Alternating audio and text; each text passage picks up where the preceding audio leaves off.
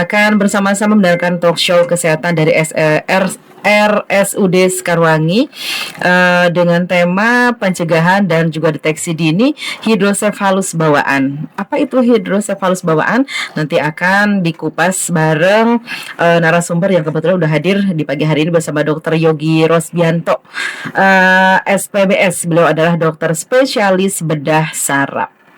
Dari jam 9 kurang beliau sudah nyampe ke studio 1. Sangat semangat sekali ya dokter. Selamat pagi, assalamualaikum. Waalaikumsalam. Gimana kabarnya nih?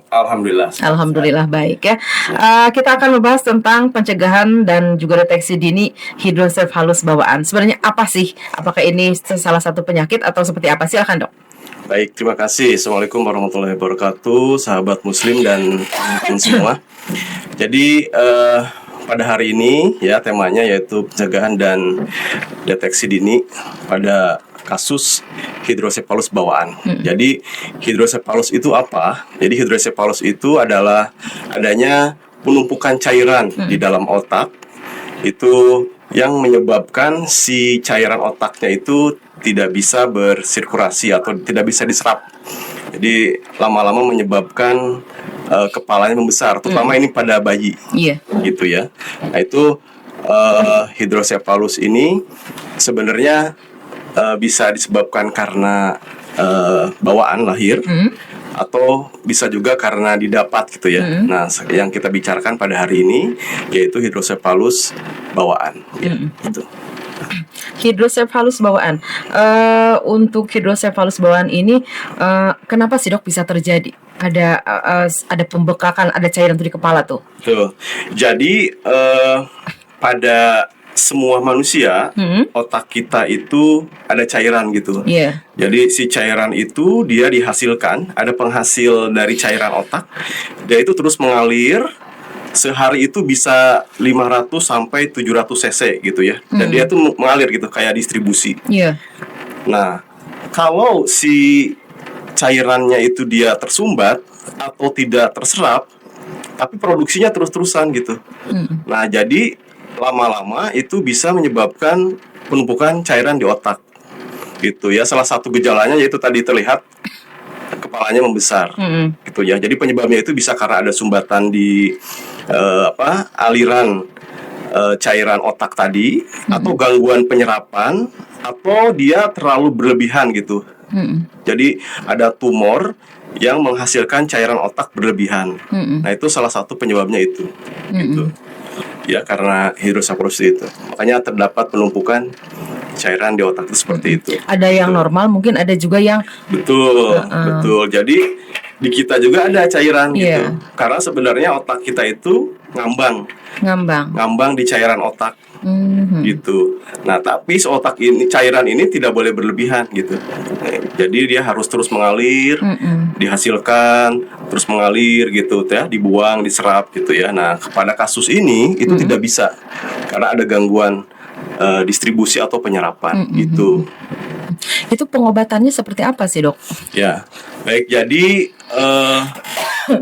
salah satu pengobatannya sebenarnya ada beberapa cara gitu ya. Yang sering kita lakukan itu jadi dipasang selang. Jadi dialirkan, jadi dipasang selang kecil seperti kabel casan gitu ya. Jadi seperti itu yang terbuat dari silikon. Kemudian itu dimasukkan ke otaknya, dimasukkan ke cairan. Jadi kalau di otak itu si cairan itu ada di dalam parit, namanya ventricle gitu. Jadi ada kantung. Nah itu dimasukkan ke situ. Terus di bawah kulit itu dipakai alat, dimasukkan di bawah kulit, terus dikeluarkan ke perut. Jadi di perut nanti ke air kencing. Gitu. Jadi si alirannya itu dia bisa mengalir, dibuangnya ke perut, ke air kencing. Gitu. Salah satunya itu tindakannya. Nah, kalau ada juga namanya diendoskopi. Jadi diendoskopi itu pakai alat khusus. Jadi si cairan si saluran yang kesumbatnya itu dilubangi biar si alirannya itu dia bisa mengalir lagi gitu. Tapi tentu itu ada apa? Ada persyaratan khusus dan ada kelebihan dan kekurangannya masing-masing gitu ya. Cuman yang sekarang yang populer itu yang sering kita gunakan itu yang lebih yang lebih aman dan lebih sedikit komplikasinya itu dilakukan tadi pemasangan selang tadi ya. Yang selangnya itu namanya pipi shunt atau ventricle peritoneal shunt. Jadi dimasukkan ke dalam ventricle yang di kepala namanya ventricle, kemudian dimasukkan ke perut di area peritoneum gitu. Ya. Jadi dipasang selang di situ. Nah, si selang itu dia ada semacam katupnya, ada pengaturnya. Gitu. Jadi kalau dia tekanannya tinggi, si cairannya itu dia keluar ngalir gitu. Tapi kalau tekanannya tidak tinggi, dia tidak akan mengalir karena dia ada katupnya, ada katup khusus gitu. Untuk penyakit hidrosefalus pada bayi, kalau kita lihat kayak tersiksa, kayak sakit. Ya, betul. Itu sakit nggak, Dok? Ya. Sebenarnya kalau pada kasus bayi, karena bayi biasanya sih belum merasakan sakit, cuman dia itu kan kalau pada bayi itu si tulangnya itu dia masih tipis, beda sama dewasa. Jadi si tulangnya itu dia masih pada belum nyambung satu sama lainnya. Nah, terus biasanya dia tidak merasakan sakit tuh. Cuman kelihatannya itu dilihat dari pembesaran dari kepala gitu. Atau si anak itu dia gelisah. Kemudian bisa juga dia nggak mau minum susu gitu, atau muntah gitu. Biasanya gitu keluhannya. Gitu. Sementara kan tadi tulangnya masih tipis kayak gitu. Ya, berarti harus ada penanggulangan sejak dini dong, Dok. Betul. Nah, jadi yang saya tekankan di sini mungkin untuk sahabat Muslim Dian FM dan masyarakat di Kabupaten Sukabumi, perlu adanya untuk mendeteksi dini. Ini tuh anak ini hidrosefalus atau bukan gitu ya. Nah, cara yang mudahnya itu dengan menghitung lingkar kepala.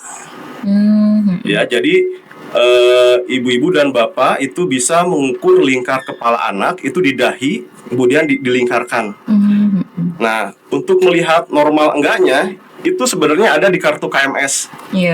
Di kartu KMS itu ada lingkar kepala dibandingkan dengan umurnya. Gitu. Nah, nanti kalau keluar dari nilai normalnya, nah itu harus segera dibawa ke petugas kesehatan gitu ya. Itu kalau tidak ada diagram lingkar kepala itu bisa dilihat di handphone, itu sudah ada. Misalkan diagram lingkar kepala anak gitu, atau lingkar kepala bayi gitu. Nah, itu cara untuk deteksi dininya gitu. Nah, kemudian harus diperhatikan juga si diagram itu beda juga untuk yang prematur gitu. Untuk yang prematur ada juga diagramnya. Nah, itu bisa dilihat juga di Google ya. Jadi ada perbedaannya. Ada perbedaan si lingkar normalnya itu berapa gitu ya. Nah, ini untuk buat kader-kader, ibu-ibu kader juga kan biasa ke posyandu tuh. Nah, pentingnya dicek juga tuh lingkar kepala gitu. Kenapa penting diperiksa gitu. Jadi kalau sudah kepalanya sudah membesar, kalau tulangnya sudah terbentuk, itu kalau dioperasi pun dia nggak akan mengecil lagi gitu. Jadi tetap besar aja kepalanya. Gitu. Tapi bisa dioperasi? Bisa dioperasi. Jadi salah satu tujuan operasinya ya biar kepalanya tidak nambah membesar, gitu. Karena kan kalau kepalanya besar itu nanti yang paling susah itu perawatannya juga susah. Iya. Gitu, dan kemudian menekan ke otaknya, jadi otaknya tuh nggak berkembang. Gitu, jadi ujung-ujungnya ada gangguan pada tumbuh kembang anak. Gitu, karena tidak terbentuk otaknya, ketekan. Jadi termasuk kadang-kadang matanya juga suka ada mengecil ya, Pak ya? Betul. Sebenarnya bukan mengecil, karena dia ketarik. Ada namanya istilahnya itu sunset eyes. Jadi matanya itu kayak matahari terbit gitu. Matahari terbenam. Gitu, karena ketarik ininya. si Kalau kulit terbit kan dahinya. mencorong ya, Pak? Ya, mencorong. Kalau ini terbenam karena ketutup sama itu. Karena biasanya si Iya. dahinya itu agak ke depan, terus ketarik ke belakang. Oh. Gitu. Kemudian si depannya itu ada kelihatan si pembuluh darahnya itu besar-besar di dahinya itu. Gitu. Tandanya itu. Gitu. Dok, tentang hidrosefalus bawaan, ini bagaimana sih cara pengobatannya, terus bagaimana juga untuk pencegahannya supaya tidak terjadi hidrosefalus tersebut, Dok? Baik. Jadi yang pertama, hidrosefalus itu bisa terjadi karena pas waktu kehamilan. Iya. Gitu ya. Nah, jadi yang pertama itu ibu-ibu dan bapak-bapak juga harus tahu bahwa salah satu penyebabnya itu memang ada bermacam-macam faktor gitu ya, termasuk salah satunya bisa juga bawaan genetik. Nah, kemudian yang kedua bisa juga karena infeksi pada waktu awal kehamilan. Biasanya itu pas waktu terbentuknya itu pas trimester awal tuh yang harus benar-benar diperhatikan. Kemudian yang kedua obat-obatan pas waktu kehamilan gitu ya. Iya. Jadi jangan sembarangan minum obat-obatan pada waktu hamil. Ya, apalagi jamu-jamuan yang mungkin kita tidak tahu itu isinya apa gitu ya, gitu. Nah, kemudian yang harus diperhatikan lagi itu yang paling kita kadang-kadang nggak sadar itu dari skincare, Bu. Jadi Dari skincare. ya, jadi hati-hati untuk menggunakan kosmetik yang ada isinya itu asam retinoat atau retinol, Iya. gitu ya. Nah, itu biasanya untuk mengelupaskan Iya. mengelupaskan kulit tuh. Biasanya yang mengandung itu bisa menyebabkan salah satunya itu Merkuri itu kan ya? bukan merkuri, Bukan merkuri. ya apalagi merkuri ya, Iya. apalagi merkuri. Cuman yang orang yang kurang ini itu ternyata ada yang namanya asam retinoat yang untuk mengelupaskan kulit itu atau retinol itu kayak turunan dari vitamin A yaitu yang bisa juga menyebabkan hidrosefalus gitu ya. Atau biasanya ada gangguan juga tuh tidak terbentuk otaknya. Jadi biasanya otak depannya itu dia tidak terbentuk gitu karena dia diserap ke kulit terus masuk ke bayi terus dia salah satunya mengganggu untuk pertumbuhan gitu, perkembangannya pas waktu trimester awal. Iya, Gitu ya. Jadi hati-hati pokoknya kalau pas waktu hamil itu penggunaan kosmetik itu juga harus perlu dikurangi lah atau Iya, perlu dikurangi. dikonsultasikan dulu dengan Kan dokter. suka ada juga ini mengandung bahan yang ini dilarang untuk ibu hamil gitu kan ya. Betul. Ya gitu ya. Karena kan ibu-ibu juga kan pengen tuh pakai bedah pas waktu hamil itu. Nah, itu harus hati-hati juga gitu. Harus diperhatikan, harus dikonsultasikan juga. Gitu. Iya. Karena itu salah satu faktor bisa menyebabkan hidrosefalus juga. Oke, jadi Gitu. seperti itu.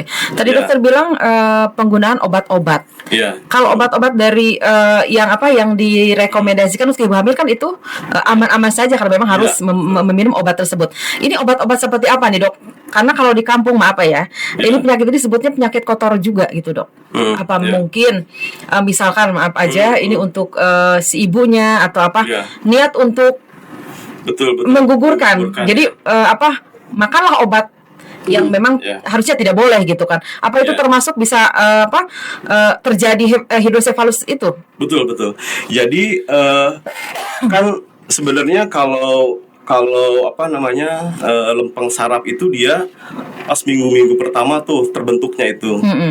Nah, kalau dia kurang nutrisi gitu ya, contohnya tadi misalkan saya pengen dikeluarin gitu, pakai apalah obat-obatan yang untuk mengeluarkan janinnya, ternyata janinnya kuat gitu, tapi dia akhirnya jadi kekurangan zat gizi atau nutrisi untuk pembentukan sarafnya itu gitu. Termasuk misalkan dia kekurangan vitamin untuk kehamilan gitu, kayak Fe, asam folat gitu yang sering diberikan oleh dokter-dokter kandungan gitu ya, atau sama ibu bidan gitu. Nah, itu nutrisi itu penting sekali untuk membentuk sebagai bahan untuk membentuk pertumbuhan saraf-saraf gitu. Sebenarnya nanti kalau kelainannya bukan hanya terhadap hidrosefalus gitu. Biasanya ada gangguan yang lain juga, tuh ada gangguan jantung gitu, gangguan lain-lainnya juga kalau nutrisinya kurang gitu. Itu salah satunya. Oke, kita ada satu pertanyaan kembali yang masuk Ya. dari studio 1 Dian FM. Selamat pagi dokter, dan selamat pagi juga buat Tevina. Hidrosefalus ini murni bawaan bayi atau ada unsur dari ibu saat hamil atau gimana? Nah, kelihatan hidrosefalus ada nggak yang pas lahir udah kelihatan kepalanya membesar nih dok? Atau bertahap pembesarannya? Betul. Nah, jadi tadi kalau hidrosefalus itu memang ada yang bawaan tadi ya, kongenital atau bawaan memang karena pas waktu kehamilan. Itu ada juga yang didapat jadi pas waktu setelah lahir gitu. Penyebabnya beda gitu ya.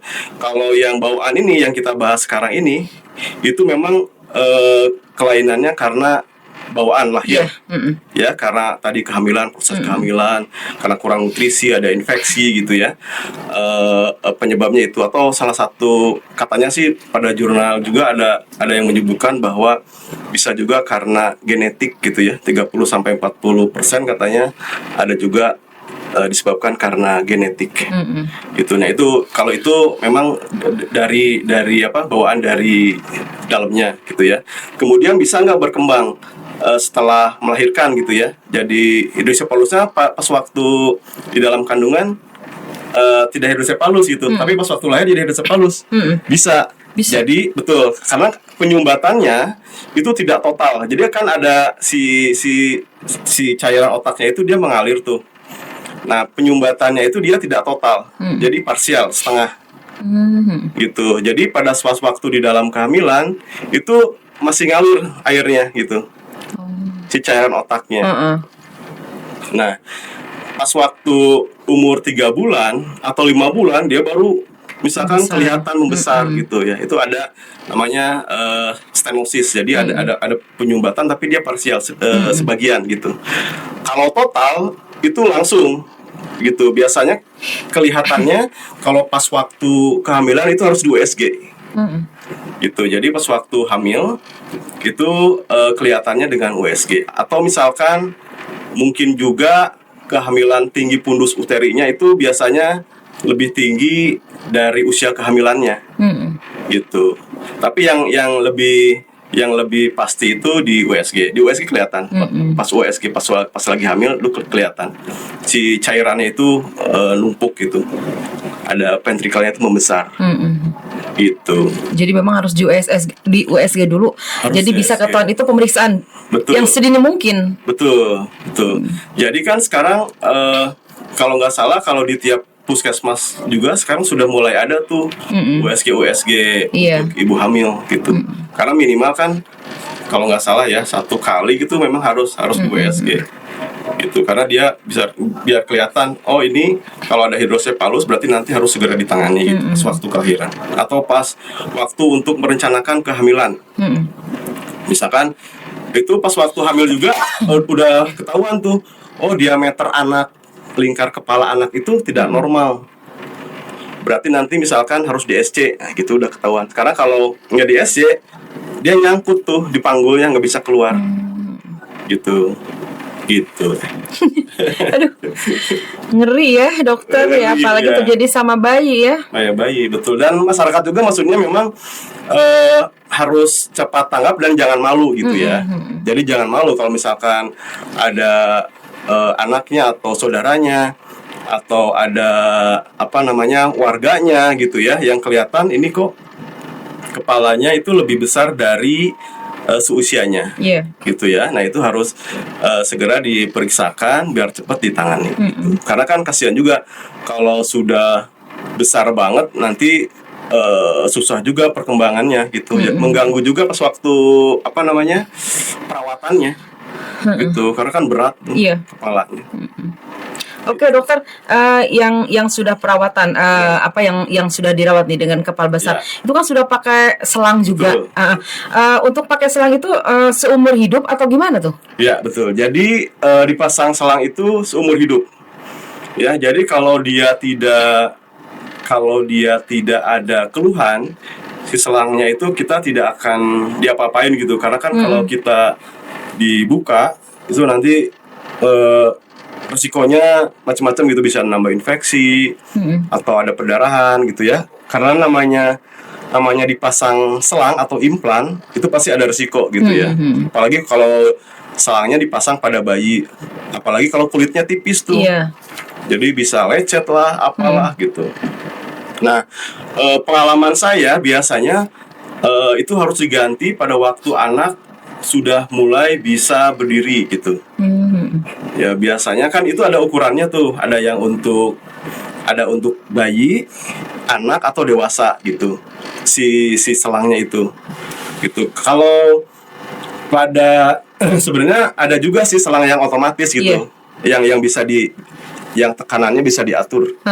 Gitu. Nah, kalau pada yang ada ini sekarang gitu, jadi ada jenisnya beda-beda. Nah, itu disesuaikan tuh nanti setelah umur 10 tahun.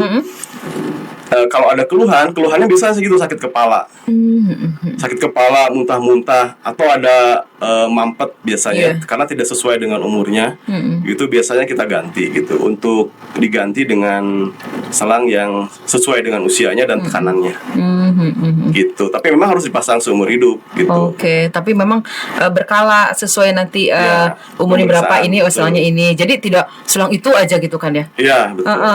Mengganggu nggak aktivitas kalau kita pakai selang nih, Dok nih? Ya, jadi selang itu dia kecil ya, seperti casan handphone gitu, dan dia itu silikon.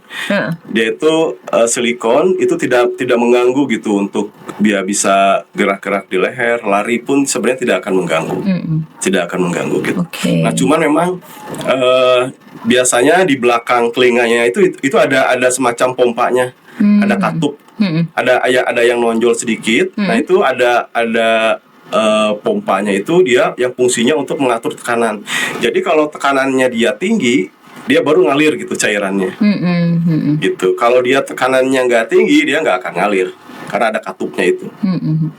Karena kalau ngalir semua nanti cairannya pindah ke perut semua, karena yang kempes gitu. Jadi itu bisa menyesuaikan. Oke, jadi bisa menyesuaikan ya. Ada katupnya, ada pengaturnya gitu. Siap. Ini untuk pengobatan hidrosefalus itu apa mesti operasi atau bagaimana nih, Dok? Ya, betul. Jadi kalau hidrosefalus itu harus dioperasi. Harus dioperasi karena itu ada penumpukan cairan yang tidak normal gitu. Jadi tidak bisa dikasih obat gitu, karena memang itu ada sumbatan, ada gangguan, ada sumbatan, atau ada gangguan penyerapan, atau ada produksi yang berlebihan gitu. Nah, itu memang harus dioperasi. Harus dioperasi. Kalau memang yang sudah terlanjur membesar, dokter, itu harus penanganannya seperti apa? Karena kan tidak semua orang yang berobat gitu kan ya. Ada mungkin di daerah-daerah tertentu diantepin aja gitu kan ya, sampai membesar. Nah, itu seperti apa nih, Dok? Ya ini kalau saat ini memang kalau kepalanya sudah membesar, apalagi kalau tulangnya sudah terbentuk gitu, itu tidak bisa diapa-apain lagi, maksudnya tidak bisa dikecilkan. Jadi dioperasi pun? Tapi dioperasi. Tetap dioperasi. Nah, tujuan dioperasi itu agar tidak membesar lagi.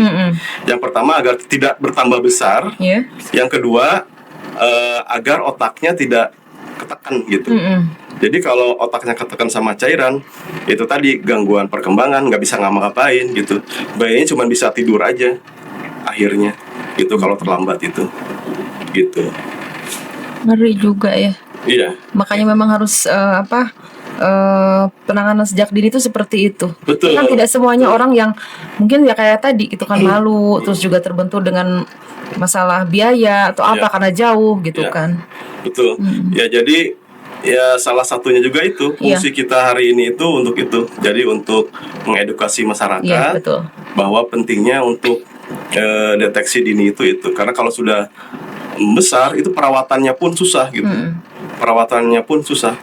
Nah, untuk kasus-kasus hidrosefalus sendiri itu sebenarnya jenisnya banyak gitu ya. Alhamdulillah kalau misalkan ada juga kasus yang otaknya bagus gitu. Kalau otaknya bagus pas waktu CT scan, dia bisa berkembang dengan baik tuh. Si bayi itu tumbuh kembangnya bagus. Nah, kalau misalkan dia tidak terbentuk karena gangguan itu tadi pas waktu pertumbuhan, itu si bayinya nggak bisa apa-apa gitu. Jadi terganggu aja si perkembangannya, nggak bisa ngapa-ngapain gitu. Jadi kita fungsi untuk dilakukan pemasangan selang itu ya untuk agar si otaknya tidak membesar, si kepalanya tidak membesar. Jadi perawatannya tidak susah gitu. Karena kan kalau bertambah besar itu kan si ibu susah juga tuh mindahinnya.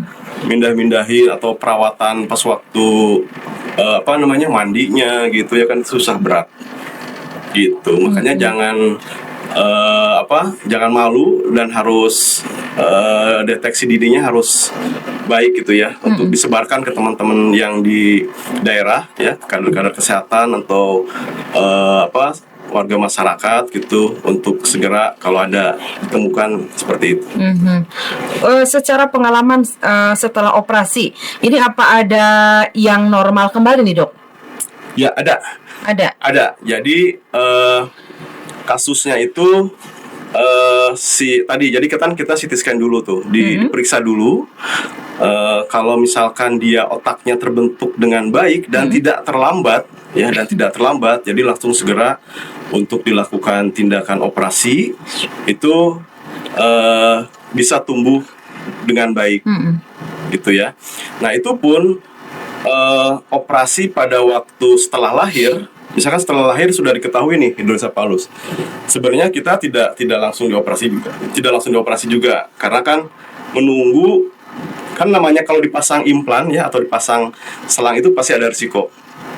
Nah, salah satu risikonya itu adalah infeksi atau dia jadi lecet gitu, apalagi kalau bayinya kulitnya tipis gitu. Jadi kan nanti di selangnya itu dipasangnya itu di bawah kulit tuh.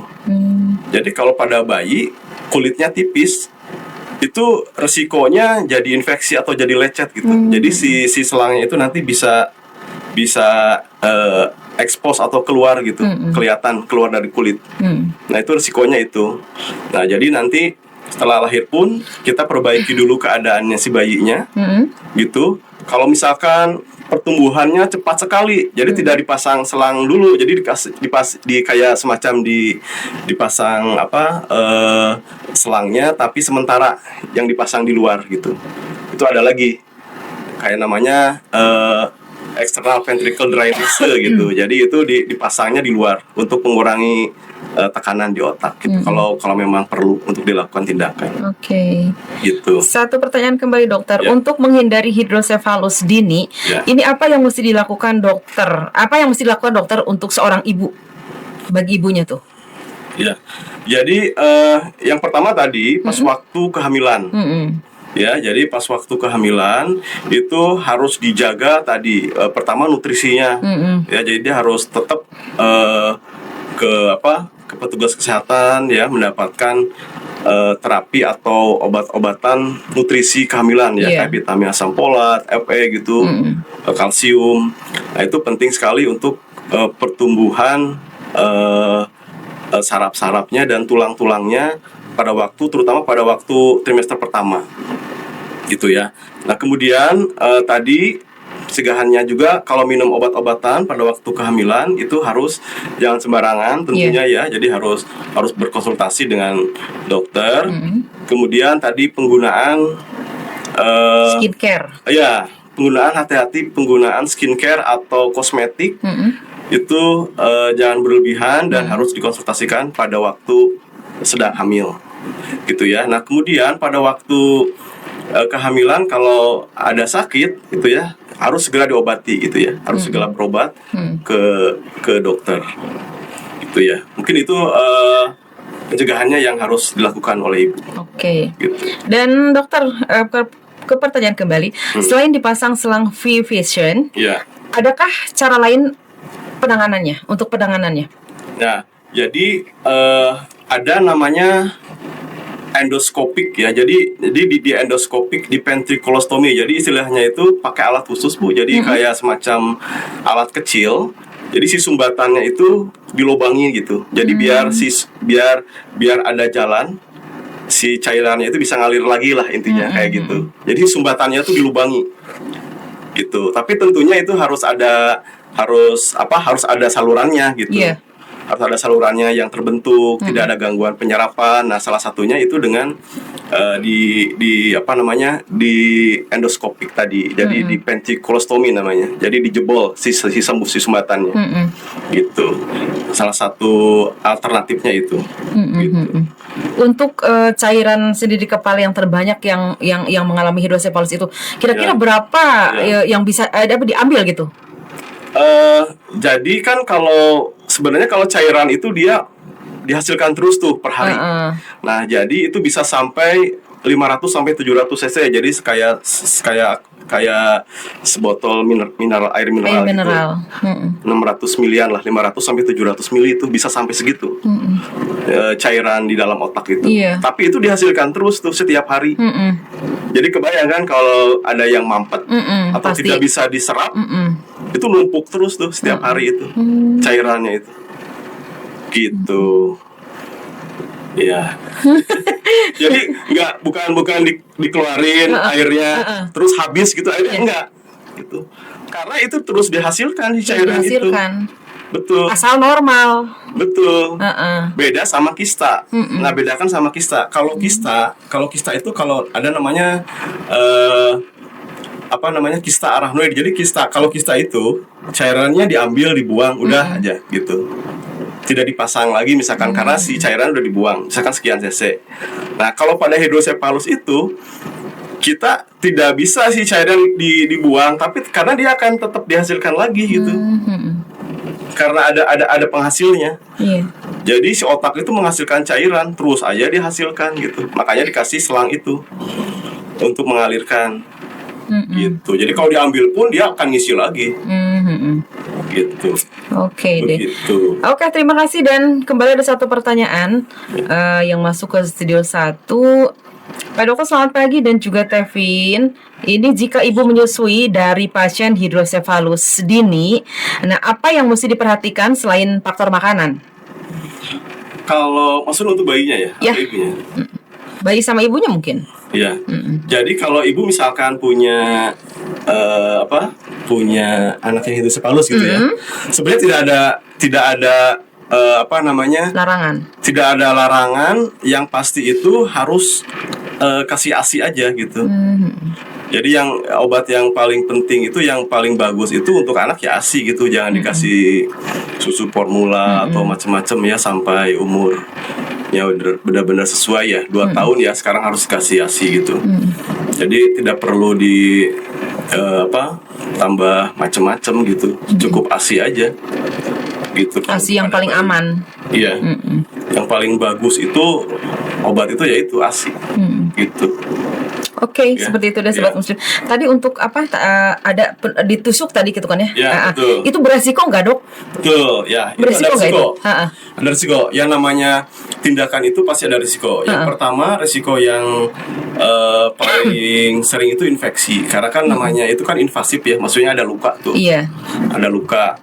Nah, itu yang paling bahayanya itu infeksi. Yang kedua, mampet. Gitu. Jadi nanti si selangnya itu mampet gitu ya. Kemudian yang kedua risiko lainnya adalah si selangnya itu dia lecet atau keluar dari kulitnya gitu. Resikonya ya. Pak Dokter, pertanyaan terakhir. Jika ada anak yang memiliki gejala hidrosefalus untuk berobat ke RSUD Sekarwangi, itu untuk layanan di hari apa dan masuk poli apa nih, Dok? Betul. Jadi masuknya ke poli bedah saraf. Ya, jadi kalau untuk poli kliniknya buka hari Selasa dan Kamis. Selasa dan Kamis. Ya, dari pagi sampai siang ya, dari pagi sampai siang. Kemudian untuk Senin sama Rabunya itu memang jadwal untuk operasi. Iya. Jadi untuk konsultasinya bisa hari Selasa dan Kamis. Oke, gitu. Dokter, kita tarik kesimpulan saja untuk Ya. bahasan kita siang hari ini. Silahkan, Dok.